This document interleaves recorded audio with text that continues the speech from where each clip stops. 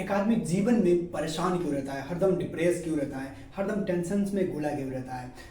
कभी वो बाहर की टेंशन्स में लगा रहता है, कभी अपनी फैमिलीज के टेंशन में रहता है, कभी अपने काम के बोझ में दबा रहता है, वो तला दबा रहता है, कभी किस्त देना है किसी के उसके टेंशन में लगा रहता है, कभी बेटी की शादी करना है, कभी जौरात जमा करना है, कभी बहुत ज़्यादा पैसे कमाना था कि मैं किस्त दे सकूँ। ये सारे टेंशन्स में इतनी ज़्यादा परेशान होता है वो लोग, क्योंकि वो चाहता है कि अपनी परेशान से छुटकारा पाए, लेकिन वो छुटकारा नहीं पा जाता। इंसान मकड़ी के जैसे जाल में जानबूझकर कैसे फंसता है, खुद ब खुद कैसे। एक सामान्य व्यक्ति जिसको अपने घर चलाना है, जीवन चलाना है, वो व्यक्ति 8 से 12 हज़ार की इनकम में आराम से अपने जीवन को चला सकता है। यस, आराम से उसको रोजी रोटी मिल सकता है अपनी। अगर वो किराए के मकान में भी रहता है तो वो सामान्य से 4 से 5 हज़ार की किराए के मकान में रहकर अपने जीवन को गुजारा कर सकता है। लेकिन वही व्यक्ति जो 8 से 10 हज़ार या 12 हज़ार में गुजारा करता था, वही व्यक्ति अगर 30 से 40 हज़ार उसकी सैलरी हो जाती है, बढ़ जाती है, तो वो व्यक्ति परेशान क्यों रहता है, वही व्यक्ति डिप्रेस में क्यों चला जाता है। जो इतनी शानदार तरीके से जीवन चल रही थी, अगर उसको 30 से 40 हज़ार मिल गए तो उससे और अच्छे तरीके से उसका जीवन चलना चाहिए, लेकिन वो डिप्रेस में चला जाता है, वो परेशान होता है, टेंशन में होता है, वो आत्महत्या तक कर लेता है। ऐसी सिचुएशन में क्यों पहुंचता है व्यक्ति, चलिए उसकी एग्जाम्पल के साथ बता दें। जो व्यक्ति 30 से 40 हज़ार कमाता है, वो व्यक्ति का, उसके बेटे का एक दिन जन्मदिन पड़ा। वो जन्मदिन में चाहता है कि उस बेटे की जन्मदिन बड़े शानदार तरीके से, धूमधाम तरीके से सेलिब्रेट करे। वो चाहता है कि डीजे उजे मंगाए, बड़ी पार्टी करे, बाहर से खाना ऑर्डर किया जाए, और एक दिन के पार्टी के लिए वो डीजे को ये सोचता है कि अगर मैं इसको खरीद लूंगा तो बहुत बेटर है, क्योंकि मैं आने वाले जो भी पार्टी होंगे, सेलिब्रेशन होंगे, वहाँ पे बजा पाएंगे, क्योंकि बार बार हम किराए पे लेंगे, बार बार दूसरे लेंगे, ज़्यादा पैसे देने पड़ेगा। इसलिए वो क्या चाहता है कि खरीद लेते हैं। वो एक दिन की डीजे की एंजॉय के लिए वो इतना सारा पैसा वहाँ पे लगा देता है। अगर उसका पैसा नहीं भी है, अपने पास पैसा नहीं है, तो भी वो क्या करेगा, किस्त पे सामान ले लेगा। अगर वो 15 से 20 हज़ार की जो सिस्टम लेगा, साउंड सिस्टम लेता है, तो वो हर महीने किस्त देनी पड़ेगी, हर महीने किस्त के बोझ पे दबा रहेगा।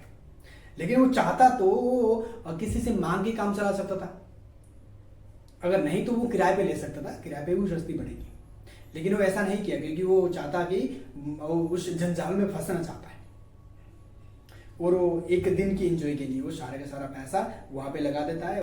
कई घरों में तो मैंने देखा है कि जो साउंड सिस्टम है ना, उसकी किस्त पूरे होने से पहले वो साउंड सिस्टम खराब हो जाती है, एक कोने में ले जाकर रख देता है, कोने में पड़ा रहता है, उसको ठीक भी नहीं कराता, और उसकी किस्त पूरी होने से पहले ये होता हुआ मैंने देखा है।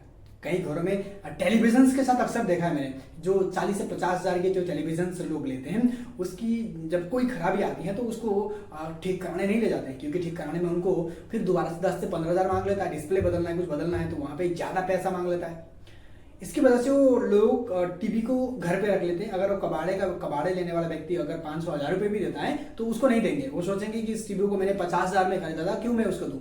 हालांकि उसकी किस्त अभी जा रहे हैं, टीवी नहीं चल रहा है, फिर भी उसकी किस्तें जा रहे हैं, और एक जगह पे रखे हुए और जगह को ओढ़ के रखा हुआ है, यानी कि उस एक कोने को उसने खरीद रखा है, किराए पे आपने दे रखा है फ्री में उस टीवी के लिए। वो कोने में पड़ा रहेगा और सड़ जाएगा। उसके बाद आप लास्ट में हो सकता है कितना साल बाद आप उसको फेंकेंगे, अभी कबाड़े पे आ रहा है, वो आप नहीं देंगे। तो जानबूझ के लोग अपनी वो जंजाल बिछा लेते हैं, वो मकड़ी की जाल जो काम की जरूरत नहीं है, बेकार जरूरत की चीजों पर इन्वेस्ट करते हैं, जिससे कोई इनकम जनरेट नहीं होना है, और उसमें हर महीने किस्त देना है। ऐसा कि एक घटना हुआ, एक काल्पनिक घटना है कि एक मिडिल क्लास फैमिली से रहता था वो व्यक्ति, मिडिल क्लास फैमिली। उसने अपने बच्चे को पढ़ाया, शानदार तरीके से एजुकेशन सिस्टम दी, अच्छे तरीके से उन्होंने पढ़ा। हालांकि वो गवर्नमेंट स्कूल में पढ़े, अच्छे तरीके से पढ़ाई करने के बाद उनकी अच्छी जगह पे नौकरी लगी। जब उनकी बेटी की अच्छी जगह पे नौकरी लगी तो वो व्यक्ति किराए पे रहता था।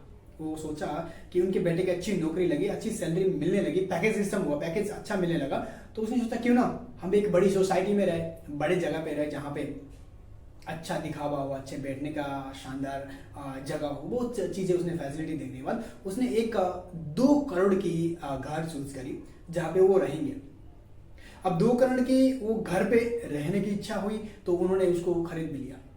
हालांकि उनके पास इतने सारे पैसे तो थे नहीं, 40 से 50 हज़ार कमाते थे, पैकेज 40 से 50 हज़ार कम इनकम होती थी, तो वो क्या करते, उन्होंने किस्त पे वो फ्लैट ले लिया, फ्लैट या मकान उसने ले लिया। जब उसने उस मकान को ले लिया तो हर महीने किस्त जाती थी। अगर वो बच्चा उसका उसका बेटा अगर बीमार भी पड़ता है तो भी उसको किस्त तो देना ही देना है। अगर वो जॉब पे नहीं जा पाता है या बाई चांस वो जॉब छूट जाती है तो भी उसको किस्त देना ही देना है। बाई डिफॉल्ट उसके बोझ में वो तला रहा है, जिंदगी भर दबा रहेगा। यानी कि ये मिडिल क्लास फैमिली है ना, मिडिल क्लास सोच वाले व्यक्ति इसी जंजाल में फंस के जीवन को रह जाते हैं और परेशान। अब अगर वो नौकरी छूट जाती है या बाई चांस वो किस्त नहीं दे पाते तो पूरे से डिप्रेस रहते हैं, टेंशंस में रहते हैं। और इतनी सारी परेशानी को झेलने की वजह से इनके अंदर एक बीमारी अगर शरीर में पड़ी है, अगर वो बीपी हाई या लो हो जाती है तो उसकी दवाई लेते लेते बाय डिफॉल्ट दूसरी ऑटोमेटिकली बीमारी आ जाती है उसकी डिप्रेस होने के बाद। यानी कि जो डॉक्टर से दवाई दिया जाता है ना, एक दवाई को बीमारी को जो ठीक करने की दवाई होती है वो बीमारी को ठीक नहीं करती, हालांकि उस बीमारी को दबाती है। और एक दवाई जो होती है ना वो ऐसा तो है नहीं कि वो सही करेगा तो दूसरा बीमारी नहीं करेगा। जो दवाई होती है ना, मेडिसिन जो होती है वो साइड इफेक्ट भी करती है। अगर आप एक दवाई ले रहे हैं कंटिन्यूसली लंबे टाइम तक एक दवाई लेते हैं तो उसके साइड इफेक्ट निकलते हैं। उसके बाद जैसे आप बीपी के बाद आप कई लोग आपने देखा होगा, उसके बाद शुगर हो गया है, उसके बाद पैरालिसिस हो गया है, हार्ट अटैक होगा, कई तरह की ऐसी चीज़ें होती हैं जो बीमार एक व्यक्ति एक बीमारी होने की वजह से वो कई बीमारी को जन्म देता है और धीरे धीरे उसी डिप्रेस की वजह से, उसी टेंशन की वजह से ऊपर चला जाता है। वो टेंशन के बोझ में जानबूझ के उस जाल में पड़ता है। तो अगर आप इस जंजाल से छुटकारा पाना चाहते हैं तो आपको भी एक सामान्य जीवन जीनी होगी। सामान्य जीवन जीने के लिए कोई पैसे ज़्यादा कमाने की जरूरत नहीं है। अगर पैसा ज़्यादा कमाते भी हैं तो उसको आप अच्छी जगह पे इन्वेस्ट करिए ताकि आप अच्छा जीवन जी सके। जरूरी नहीं आप घर खरीदें।